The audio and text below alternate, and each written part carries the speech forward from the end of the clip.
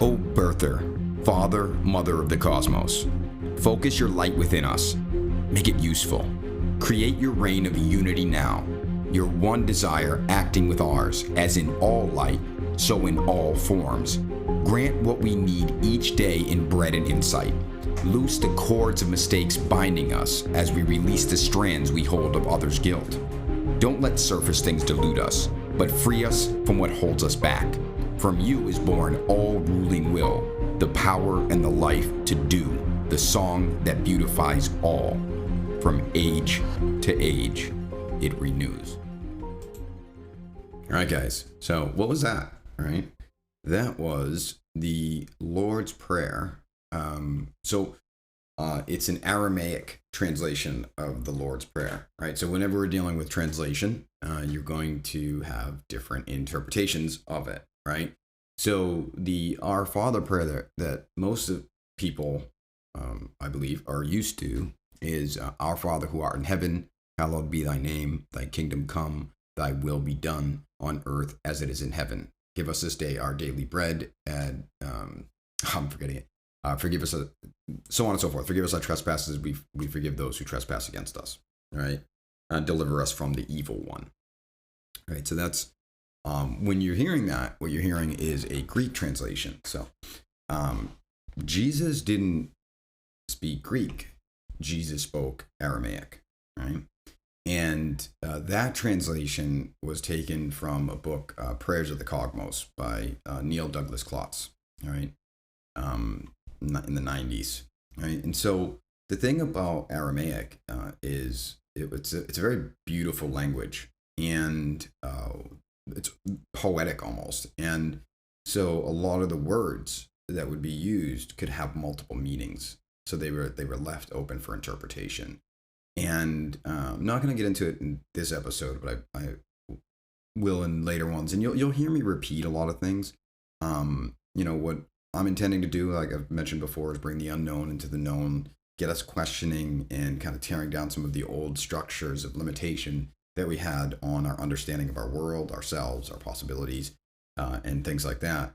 And one of the things that I use to navigate the world is I look at everything out in front of me, everything that's being presented, present, right? It's being presented to me is ultimately a reverberation from ideas held up until this moment in time as we understand it. So we could almost look at the way I see reality, as I've said before, is we're not walking on a line where past is creating future, but rather it's radiating outwards from the I am that is the core being of what you are and what I am. It's this invisible intelligence, the I am presence, that is playing music, so to speak, in the still lake, and it's dropping pebbles every moment, and that radiates outwards. And so that also leaves the opening that the past could be more fluid, pun intended, than one might think it is. But even if we don't go that far into it and we just look at the past, to me, what the past is showing us is not necessarily what's possible for the future or what is for the future, but ultimately that was what was manifested from that unknown, invisible intelligence based upon very complex matrix of value belief paradigms, right? And so when you hear any information from anyone from the quote unquote past, what they're not telling you what necessarily is for your future.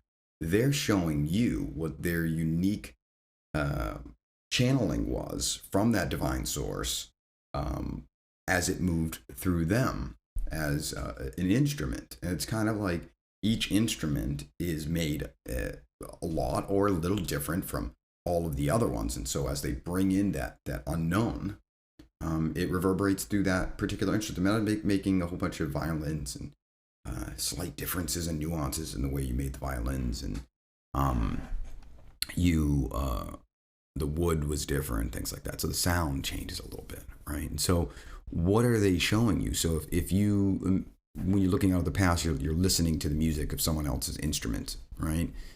Playing, and you can actually see this as channeling, right? So this person's holding this instrument, and this unknown power, this unknown force is driving them and inspiring them to, through thought, hold the instrument, move their hands, and as a new sound is produced from that instrument, where is that sound coming from? Where's the idea? Where's the inspiration for that the idea behind what the music that will be created? Where is that coming from? Right?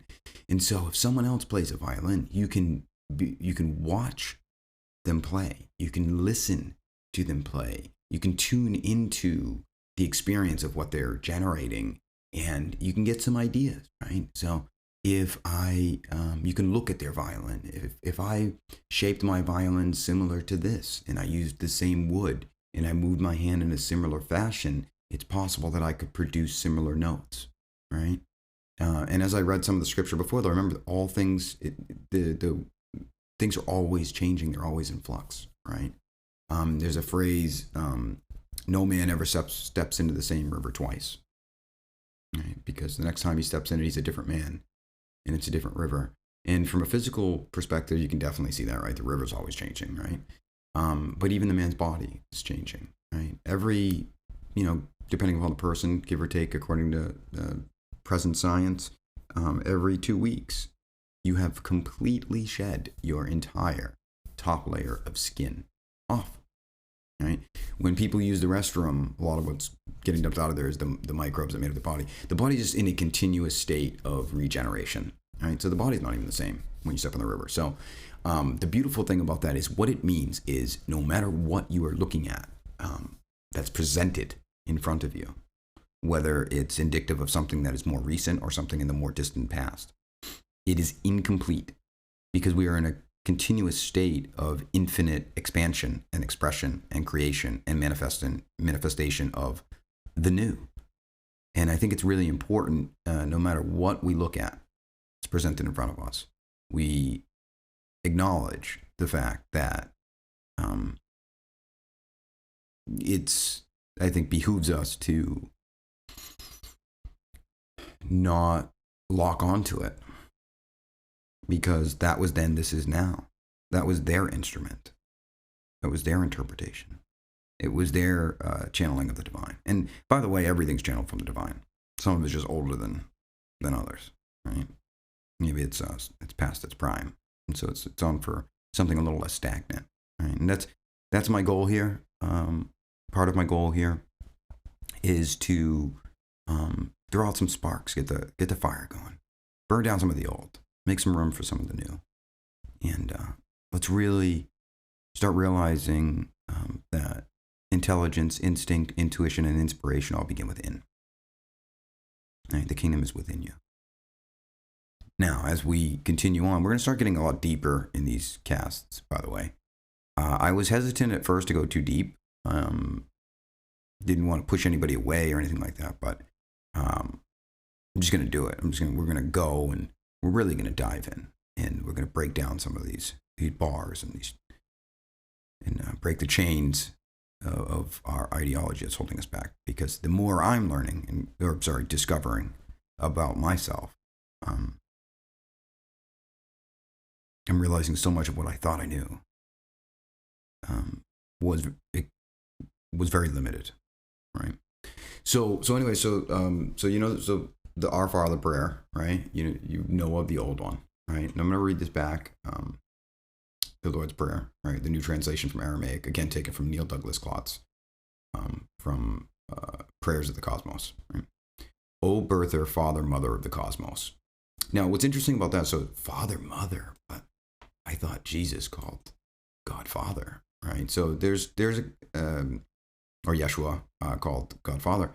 There's different things about it, but there's Abun, which is source of being, and then there's Abba, right? And according to the Prayers of the Cosmos book, that the word translated as father in Greek, translated from Aramaic to Greek, doesn't mean father. It means parent. The Greek was mistranslating, defining God as a male, whereas the original word implied both male and female in equal measure, right? Which according to a lot of the things that I understand, makes a lot of sense. I see female and male in a metaphysical or spiritual context a little different, I think, than what I hear out there. Some people say, "Oh, this man is the divine masculine, and this woman is the divine feminine." And the Bible says we're made male and female. My interpretation of male and female is the male is the giver, creator aspect, potential. It is the energy component. So we had talked about in other casts. Energy, frequency, vibration, the Trinity, right? The energy component is the least, needy, limited, and defined. So the energy is the least limited, needy, and defined. And the vibration, which is the creation component, is the most limited, needy, and defined. And the frequency is where the two of them come together. So the feminine would be the vibration, the receiver, the creation, the me, right? The energy would be the masculine. Again, not to be confused with human being, men and women, right? The masculine would be the creator aspect, the energy, the least limited, needy, and defined, and the frequency is where the two come together, right? And so, for example, if you have, we're talking about music, you make a song, right? The masculine component to the creation of that song would be the idea, the inspiration, that invisible force that's fueling that individual to just create this music, But the person can't create the music, right, without two other components, right? They need an instrument, which would be the frequency, and they need sound, something to create, right? And so what's really cool about that is, so the energy would be the inspiration behind, the composer, right? The inspiration behind the composition of it, right? In the mind. The composer, you can say, well, that's physical, that's their brain, right? Well, where does that come? What's behind the brain? Why is the brain acting that way? And I proposed many times before and feel more and more strongly on a day-to-day basis that there's an invisible force that creates the consciousness, and that consciousness creates a manifestation in this material plane. Right? So even though it looks like the brain is thinking, the brain is an instrument that is being fed. Like what makes the brain stay together? What makes all the photons? What makes all those photons and quarks and atoms and molecules group together and form relationships to make cells, and those cells and other organisms interact together to create thinking, right? So to me, it's the brain is the effect, which is really interesting if you actually think about it, because we'll go back to that. So you have the energy component, which is the composer or the inspiration. You have the sound, which is the creation, the feminine. And then you have where the two come together, and that is the frequency and the instrument, right? And I've said before, there's the Trinity actually can grow out. And I'm not going to get into that now, but it's really cool. So, and that actually, and we'll probably touch on it in the future. I think I might touch on it on other casts, and that's what I believe Tesla was referring to when he said the 369 thing, but we'll deal with that another time, right? I already throw a lot at you guys in these. And again, I don't expect anybody to walk away from one of these casts and be like, aha, I understand exactly what he's saying with all of it, right? It's just plant some seeds, right? Or actually, because anything that I'm sharing that resonates, it's actually already within you anyways, which it is, right? And I'm just shining a light on something that's already there, and then you can grow it, manifest it, cultivate it in the garden of your mind, and sow it later if you want, right? But there's nothing that I can share that wouldn't also be there, and it's what I believe Jesus was meaning behind ears to hear. Right? If it resonates with you, there's a match, right? So even if it appears as though it's coming from me saying these things, it's not something that's actually being learned from outside. It's an experience you're generating and creating because you want to have that experience, right? So anyway, O birther, father, mother of the cosmos, focus your light within us, make it useful, create your reign of unity now.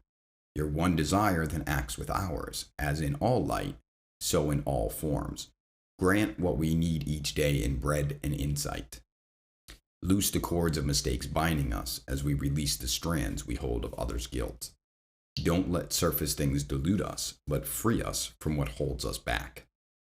From you is born all ruling will, the power in life to do, the song that beautifies all, from age to age it renews, right? So much in there, right? Unity is such an awesome thing, right?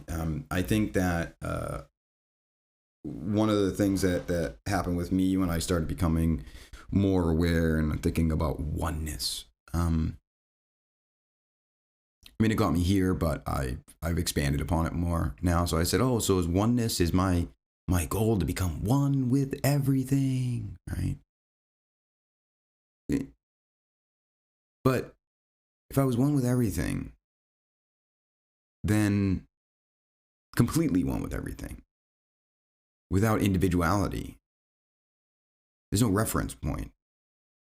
How could I be in or be a being without reference point, without contrast or juxtaposition, right?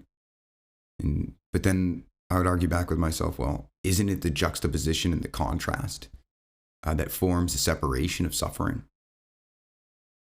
If I have a body and I think that my body is in contrast to me,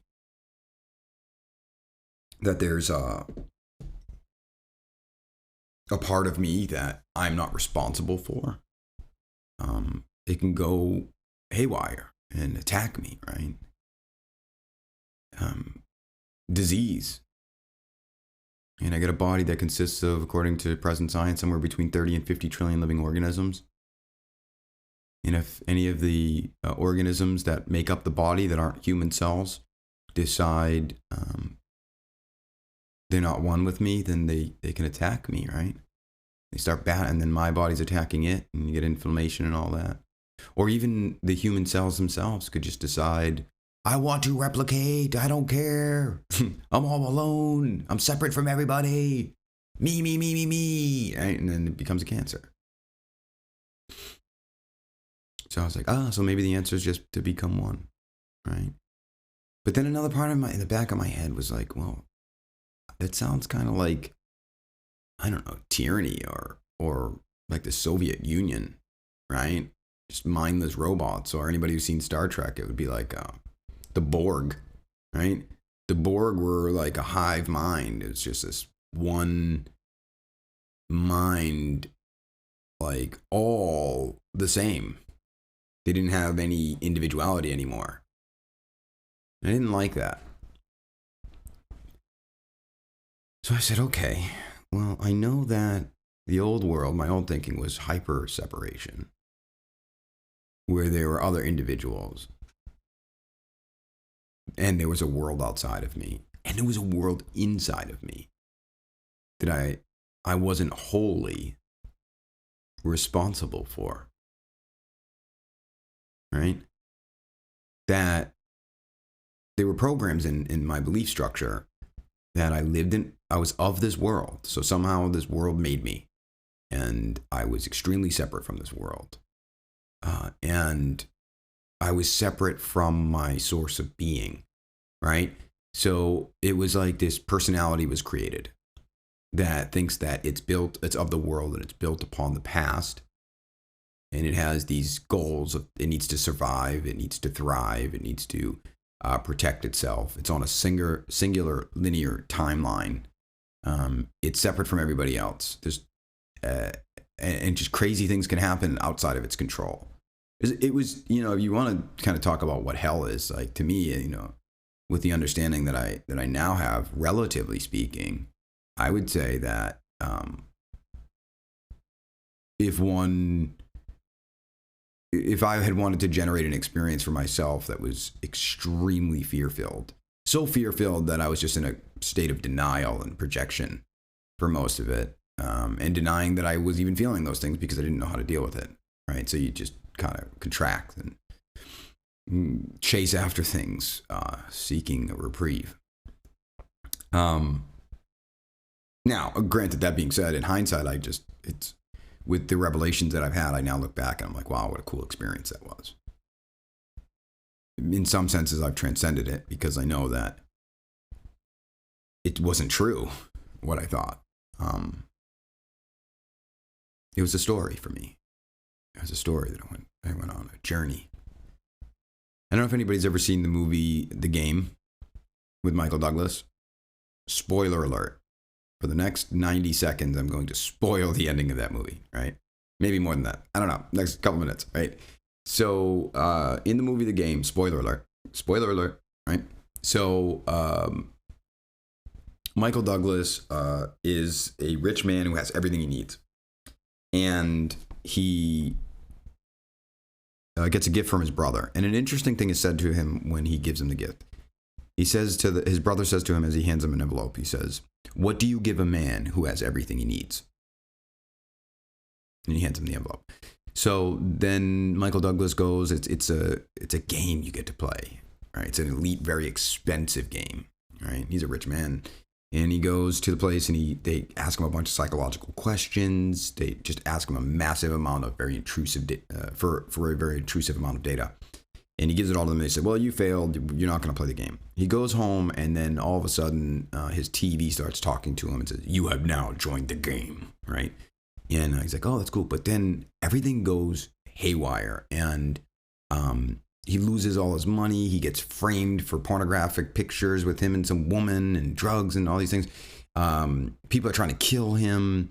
And then at the very end, they're chasing him up to the top of a building, and they're banging on the doors, and they're trying to cut it. And he's kidnapped some of the people he thinks, were in on it trying to kill him.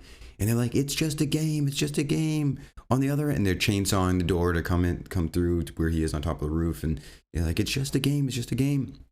Your brother's on the other side of that door." And he has a gun, and he shoots as soon as the door opens. And his brother has like a little champagne glass, and he's singing "Happy Birthday," and he shoots him right in the heart, chest.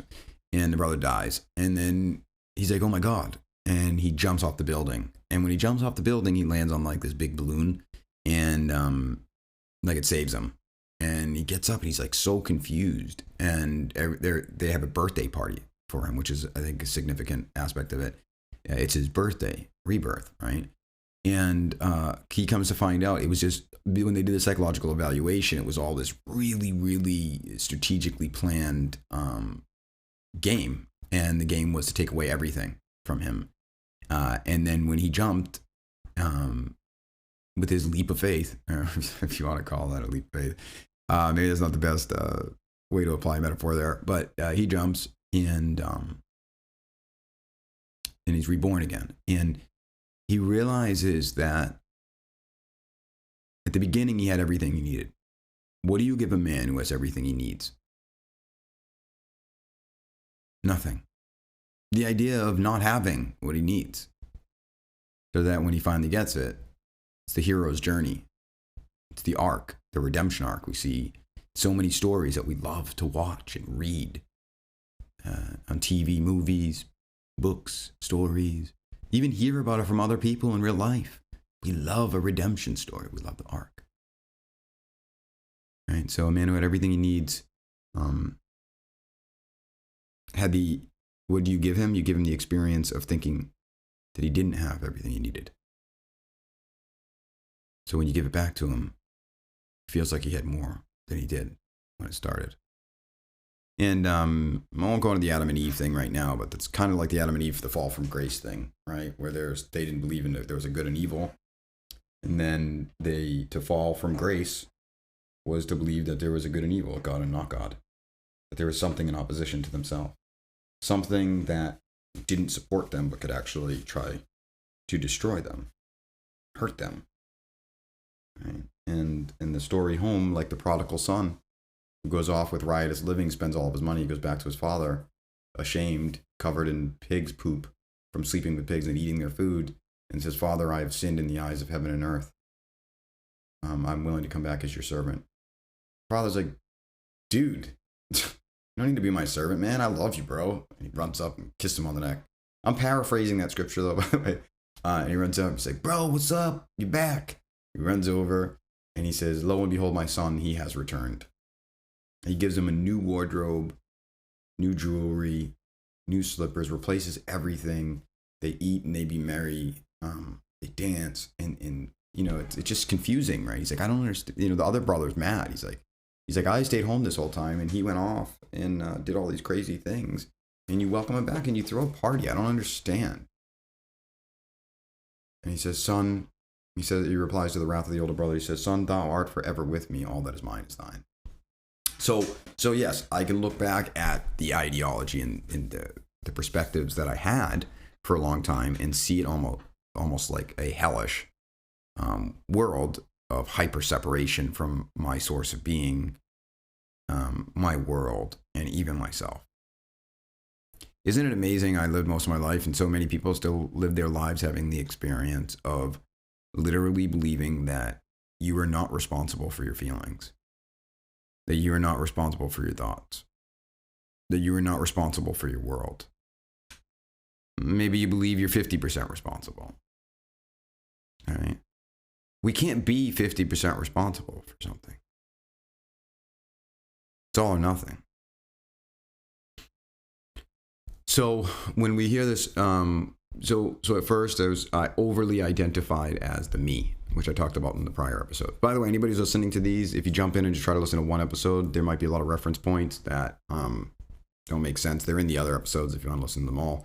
I'm still going to do some repetition, stuff like that, but sometimes I just don't want to waste too much time diving back into that. But there's the me, myself, and I. The I is the energy masculine. The me is the feminine receiver.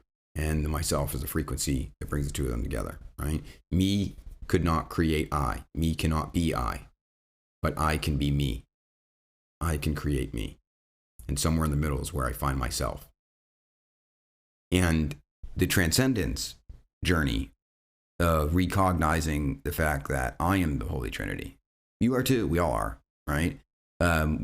We just, in our infinite power to create experiences, chose to create an experience wherein we cut ourselves off from source.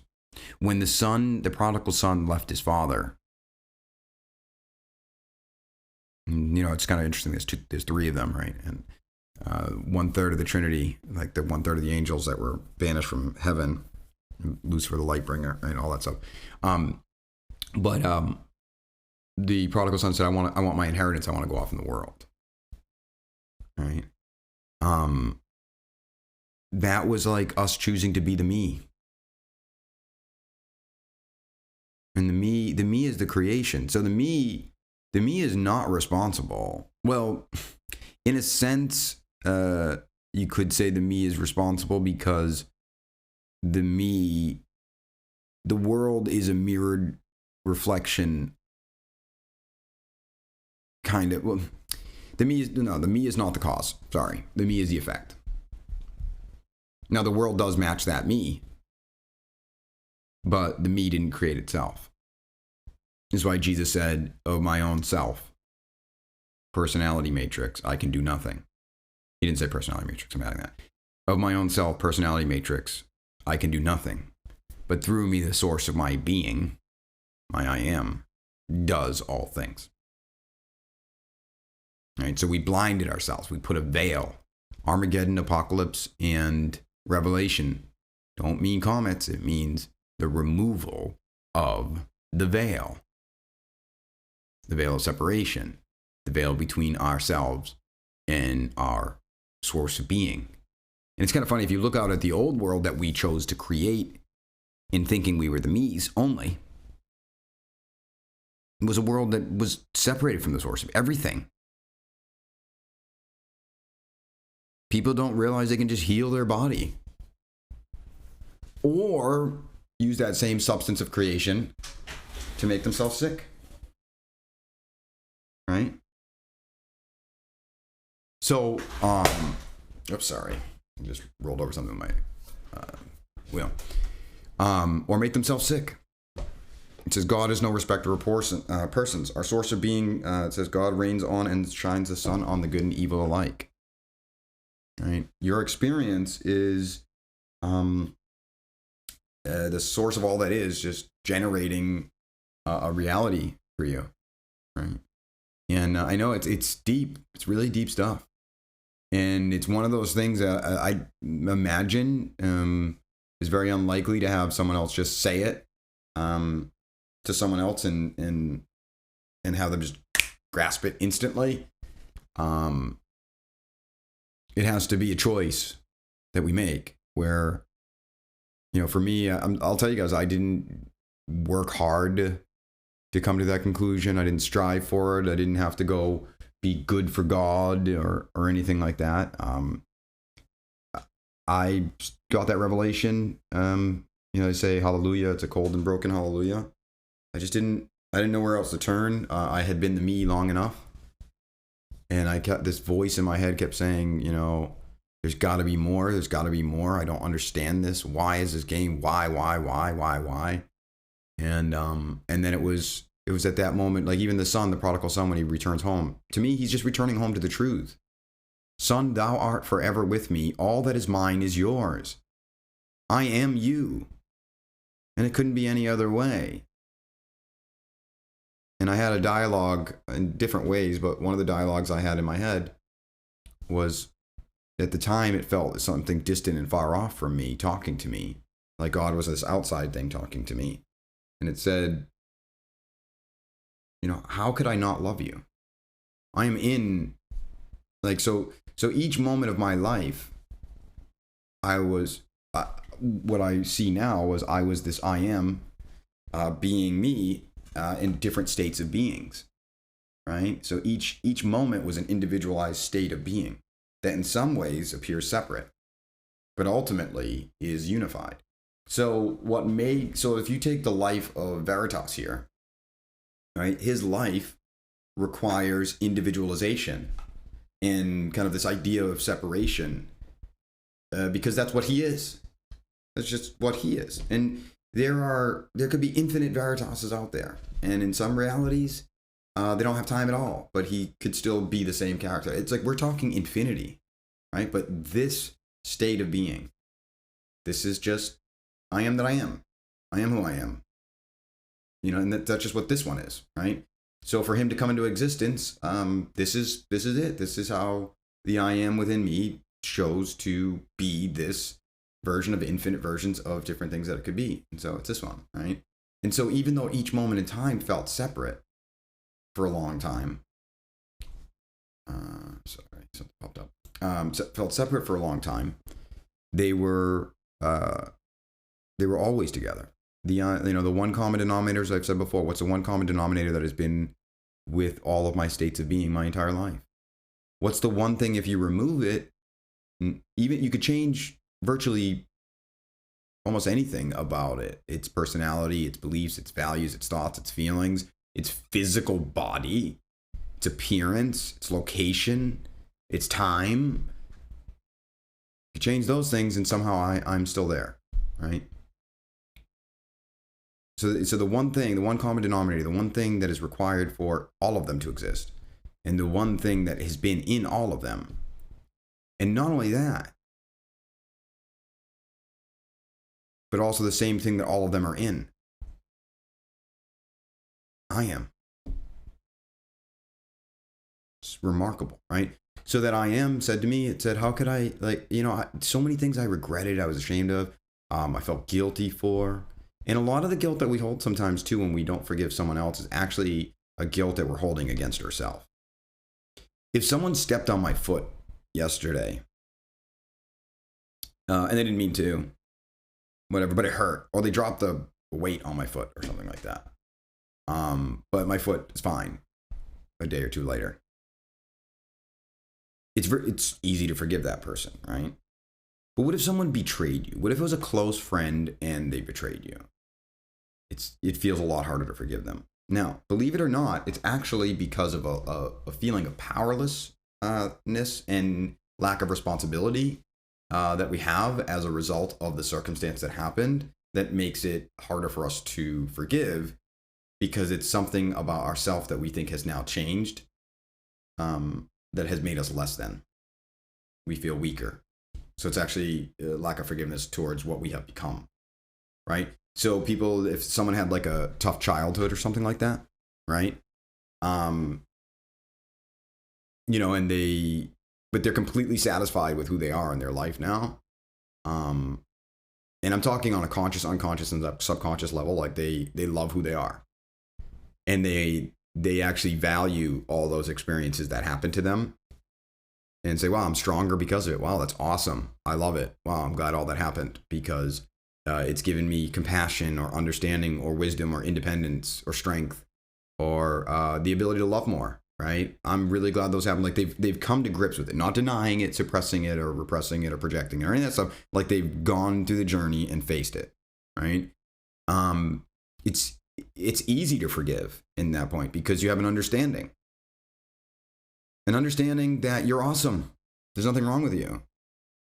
But the degree that we have difficulty in forgiving what happened in the past is the degree that we're not forgiving some aspect of ourselves that we believe is the result of that past. And I don't blame anybody for feeling that way because we grew up, we chose to incarnate in an experience where the outer world and inner worlds accepted an idea that what you are comprised of is your nature and your nurture. Our whole psychological system is literally rooted in that. And that is duality. And duality, as I've said before, to escape duality, you don't delete the duality. You become one with all and nothing. You need juxtaposition, contrast, and relationship in order to have this level of consciousness, right? Which is a beautiful thing, unless you hate the world. And then you're trying to escape the world because you hate the world. And you haven't forgiven the world because you haven't forgiven yourself. It's a fear-based response, right? And it was part of my original awakening. I don't think there's anything wrong with it, but I could only stay there for so long.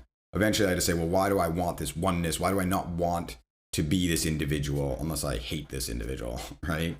Or hate being an individual, or I feel powerless and I want to get out of here, right? So it's fear-based response, right?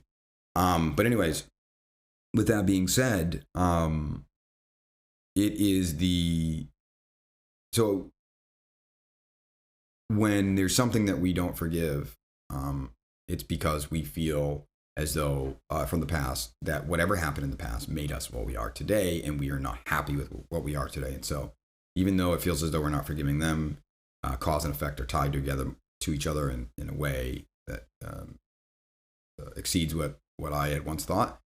And so if you're not forgiving them, you're not forgiving yourself. And as you forgive them and yourself, it's like a simultaneous thing. It just happens equally, right? Right. So by loving yourself and knowing yourself and understanding your power, you don't have to strive. Forgiveness doesn't have to feel like striving. If it feels like striving, what's happening is you're working against value belief paradigms. So on one hand, you have a value belief paradigm that says that I need to do this, and then another one says I need to do the opposite of that, and they don't mesh.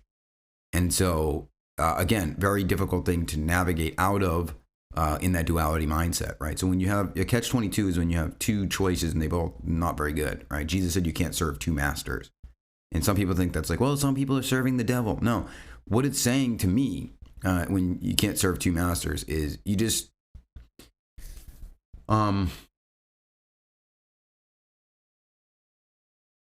you absorb the duality and find door number 3. And door number 3 somehow brings both of the things together so they're no longer in opposition, right? So it's like if you think, oh, I have to be a Republican or I have to be a Democrat, right? And it's like you're just like, I have to be one. I have to be one of them. And so you're put in this tough situation because if you at least for me, if I look at the Republicans, there are things that I agree with. And there are things I don't. And I look at the Democrats, there are things I agree with, and there are things that I don't. Well, that kind of stinks because I only have those two options. So now I have to choose between two masters. And I'm stuck, right? I now have to choose between these two. So the more Democratic it is, the more, like let's say I chose Republican, the more Democratic it is, it's my enemy, right? But there is a door number 3. You could be an independent. Independent. Right. And so when we're talking about the Trinity, the nature would be the creation, the nurture would be the frequency, so the nature would be the vibration, the nurture would be the frequency, the instrument. Well, we're missing the key component, the source of being, the creator. It was a big bang a long time ago. We don't know why it happens. There's no invisible force acting upon it. There's no intelligence beyond that. It was random.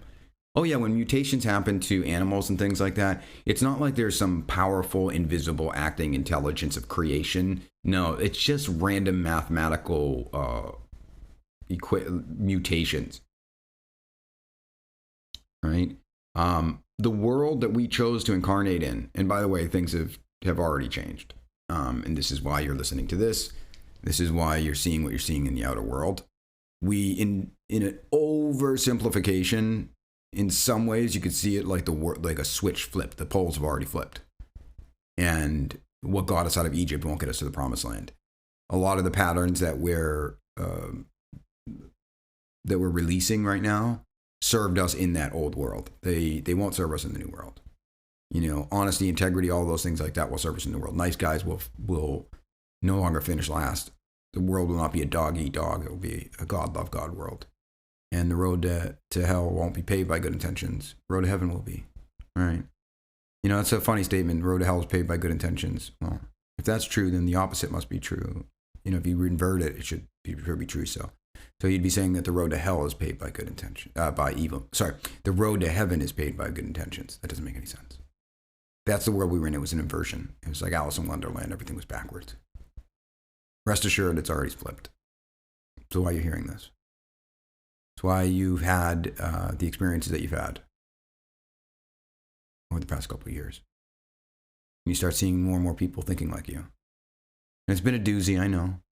And I know there's been a lot of changes. I know when things first started changing, you might have felt really strongly about this particular thing. And then you just dropped it and moved into the next thing.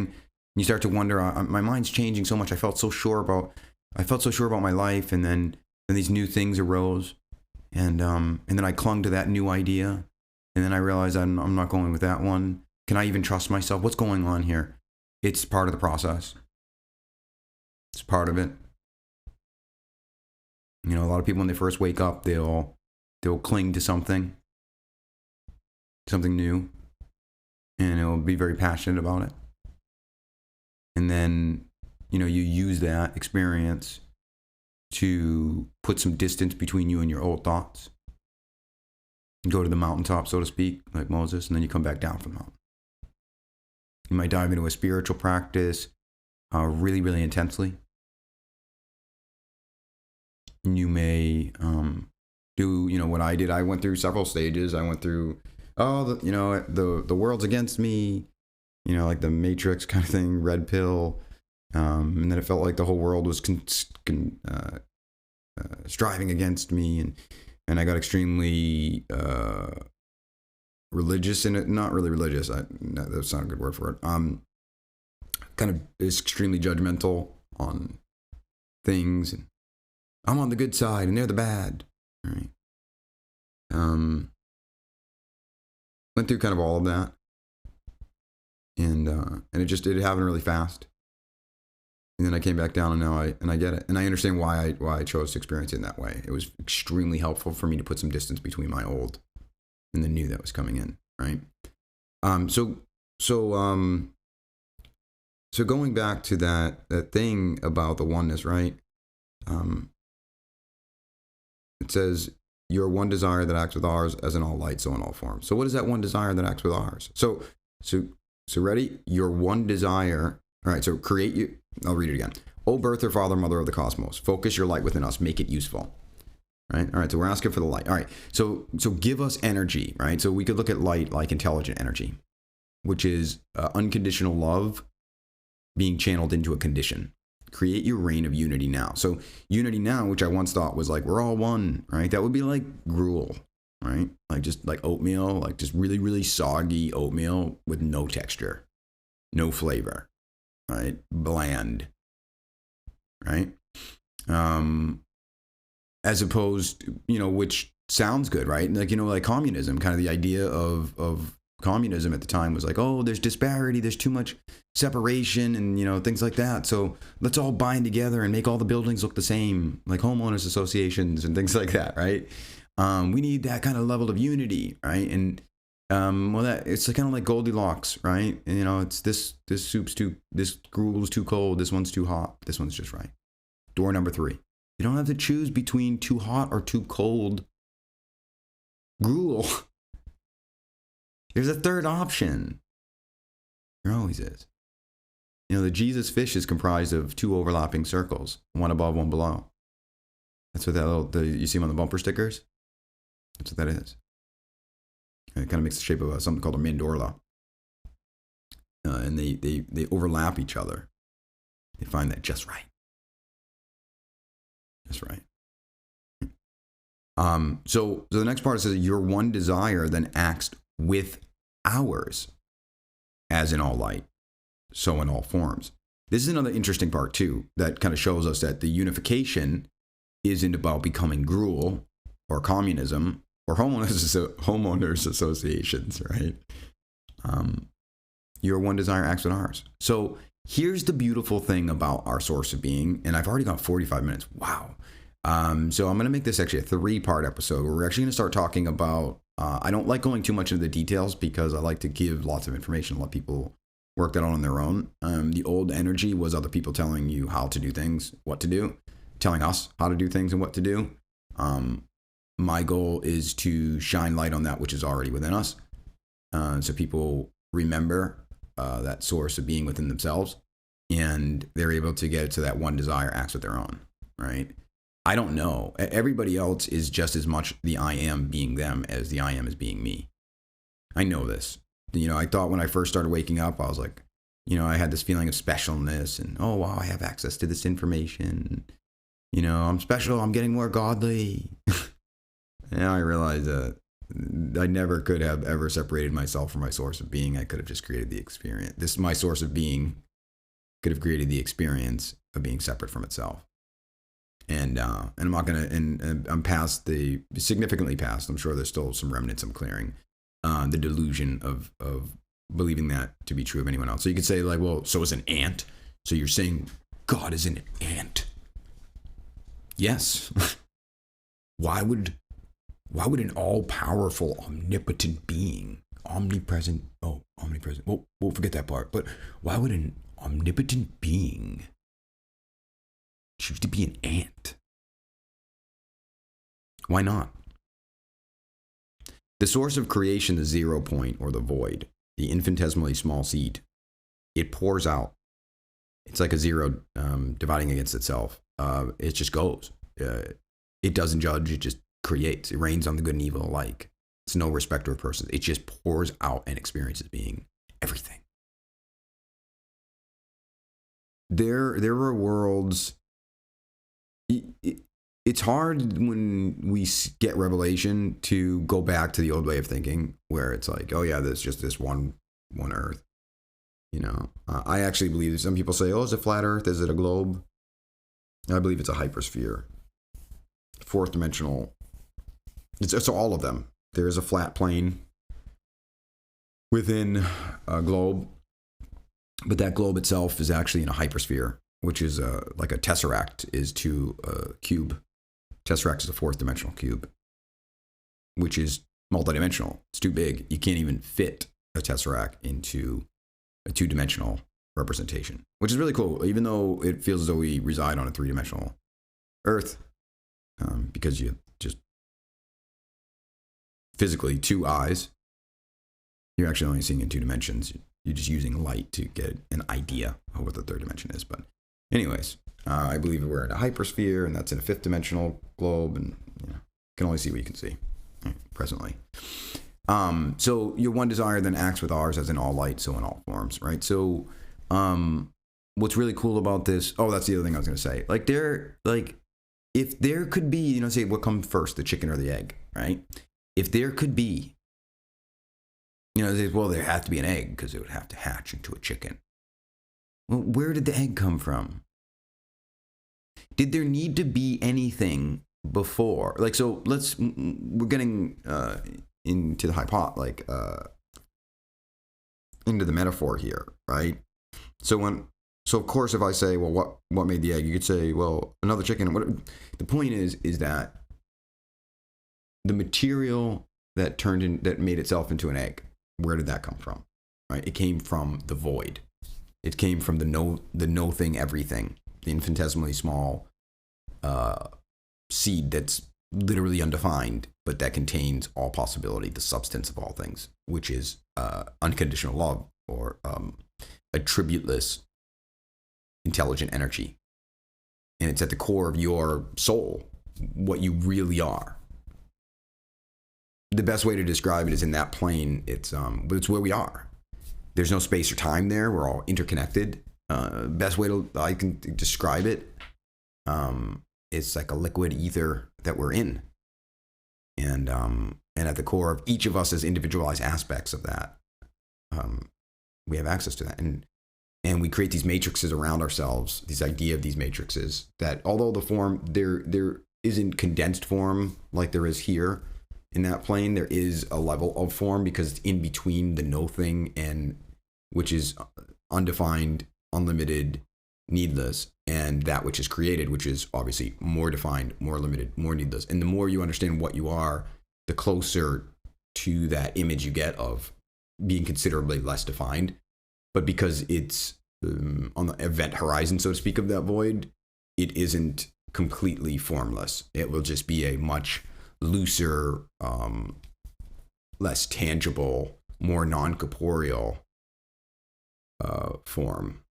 Kind of like ideas, feelings and ideas is really kind of a good way to say it. And then the feelings turn into ideas, and they turn into thoughts, and they eventually manifest and crystallize here, right? So that's where we are.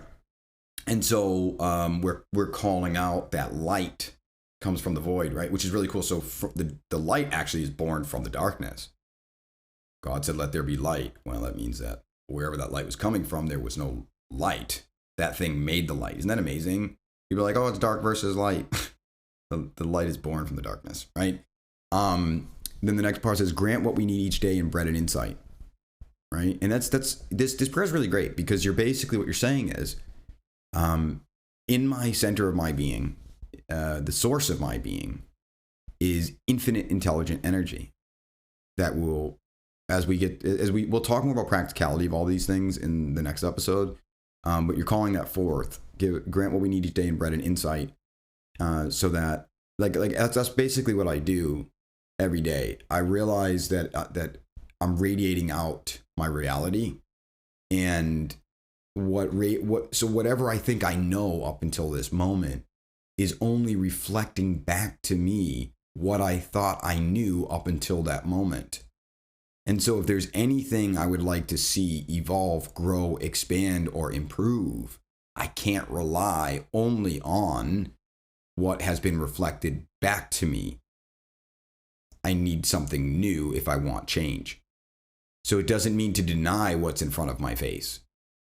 It's to acknowledge that what is in front of my face is showing me, like, Carl Jung said, until you make the unconscious conscious, things will continue to seem like they happen to you, and you'll call them fate, right? And the truth is, what you're seeing in front of your face is your unconscious manifested.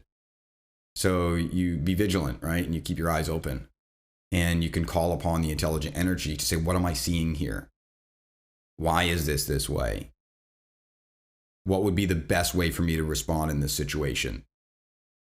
Right? And what eventually happens is you do it almost like breathing. You're in basically a state of breathe in, perceive, receive, perceive, receive, perceive, receive, perceive, receive, right? And you transform your understanding of yourself to know like what you are, which is a transcendent version of the me, right?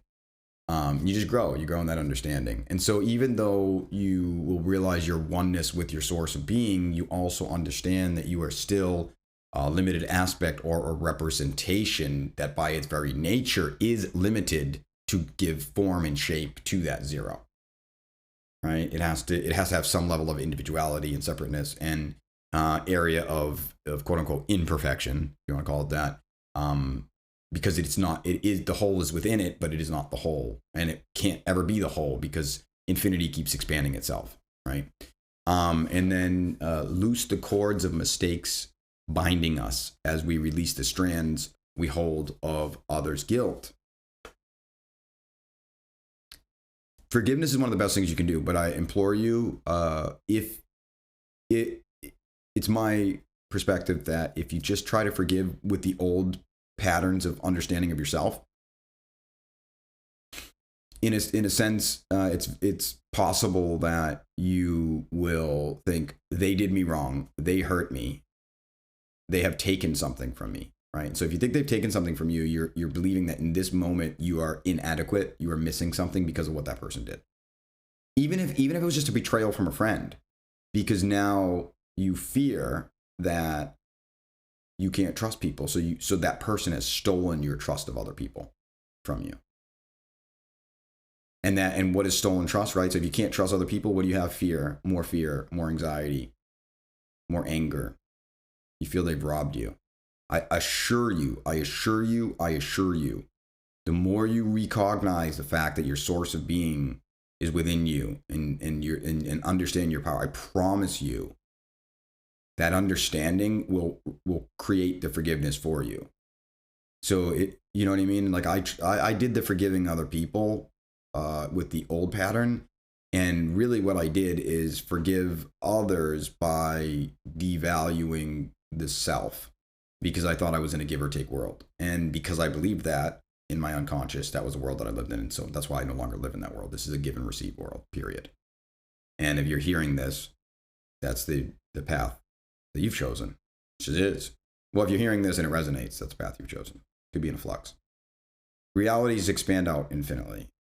It's way, way, way, way more in flux than people realize, right? But if you're hearing this and it's resonating with you, that's what you've chosen. So I want you to we're going to talk about it more in detail in the next episode, but start entertaining the idea that your world is a perfect, mathematically precise, inverted, projected reflection of your individual's infinite spirit's I am's conception of itself. Couldn't be any other way. So but now remember, that self that you have created, that who that you've created, the world is mirroring that who, and you are responsible for the who and the world that who you will experience being in. But you don't have to rely on the who for transformation. Your source of being can do that. But the source of being is the no thing, everything, the void. Limitless, needless, undefined. It's an interesting thing, and we will get into some parameters and practicality of it, but it's something that one has to really desire to uncover and practice. And it takes time. I didn't realize what I was doing, but I guess I've been doing that for a few years. But part of me wasn't aware of it, and then once I made this connection, I was like, oh, that's what's going on. Now I get to share it with other people. And as I give, I receive. Right? I go and do likewise. So so here's another thing. Don't let surface things delude us, but free us from what holds us back. Think about that. Don't let surface things delude us. Now, a lot of people think that means to deny or ignore the outer world. No. You're just denying yourself. And, it's like, think about it like this. Like, it's like when you lived as the me, you lived in a world where you were trying to drive to a destination that was far off. And your air in your tires was low. You were running low on gas. The engine was making noises. But back then, the me thought all it was the vehicle. Or maybe you thought you were driving the vehicle. Let's just say you thought you were driving the vehicle, right? But you had no source of anything new to change significantly anything that the car was made of. Like you couldn't go to a mechanic or anything. Well, yeah, this analogies, I will do my best with it. You couldn't, let's say you're driving and there's no mechanic shops, nothing anywhere, right? And you get 100 miles to drive, you're low on gas, the engine's making noises, and the tires are low in air. And you don't have any of those tools. Because the car is what the car is, right? Nature, nurture. Nature is the genetics you were born with. Nurture is what you've done up until now and how you responded to it. There's no other component of the supernatural, of the unknown, of the invisible source of being. So you have only one choice. Deny. Or live in fear. that your car is going to break down. You're not going to get to your destination 100 miles from here. Right? You had two choices then. Catch 22. Deny it. Or freak out about it. Maybe we did a little bit of both. But I assure you, you don't have only those two options. You have a magic trunk in that car that you didn't know. Has everything you could ever need inside of it. So now, it changes things. You don't have to deny to not be in fear. And you can still fix it. You can actually have your cake and eat it too. With door number 3. With the third part of the Trinity that has, by our choice, not been presented to us in the experience we chose to incarnate into up until very recently. Now, with that being said, things have now inverted themselves. Before, you denied things to minimize your fear. Now, it's time to accept things to increase your success. See, back then, when you were just a me, and the car was what the car was, nature, nurture, acceptance meant more fear.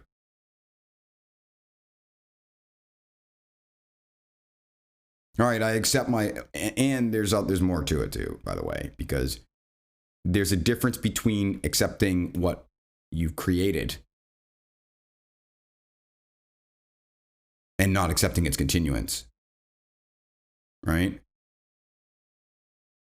Or it's a better way to say it is there's a difference between accepting what was created and accepting that it's going to continue versus accepting what was created and accepting that you have the solution within you that transcends your prior understanding. And all you have to do is observe and accept. Look for it. This journey of transformation of the self isn't about denial of those things. It's about finding them. It's not about always like, I'm just going to think positive. Hey, we got work to do. It's not really work, but we have an opportunity here to look for the darkness. Pull your car over. Listen to your car while you're driving. Is it making noises? It's okay if it does. You have a magic trunk. Your source of being. In fact, the more things you become aware of, the more things will transformation. No, the more things will transform. Right, guys? All right, so when we see this part, it says, don't let surface things delude us, but free us from what holds us back. So it doesn't mean deny what's in front of you. Don't let it delude you. What you're seeing in front of you is a perfect, mathematically precise, inverted, projected reflection of the conceptions you have held up of yourself and your world up until now. Don't let it hold you back. Your source of being, the creation of all things, the creator of all things is within you. You've chosen this so you could grow and expand and create. So don't deny it. Accept it. Accept your responsibility for it to the best that you can. And it's hard to do this when you think you're just the me, because the me isn't the cause. Why me? I am. Start if you want to accept this and it's just not sinking in all the way, start to know God or your source of being, know yourself. And remember, think about this. Who has been being me? I can't, in this moment, up until now, I've always thought I am this person that was, built upon my choices and what I've learned in the past, right? I always thought that's all that I was. But if I look back, that couldn't have been all that I was. Because even though back then I wasn't as aware as I will become of my connection to my source of being, I was still changing, albeit maybe slower than I will now. But the source was still working through me. There was just a lot of damming and limitations and structures, minimizing the degree that spirit of newness and creation and power and intelligence and energy and love could flow through me. It's always been there. And if you look back at your life, you'll see it must have been. Your source of being is what allows you to think and feel and create.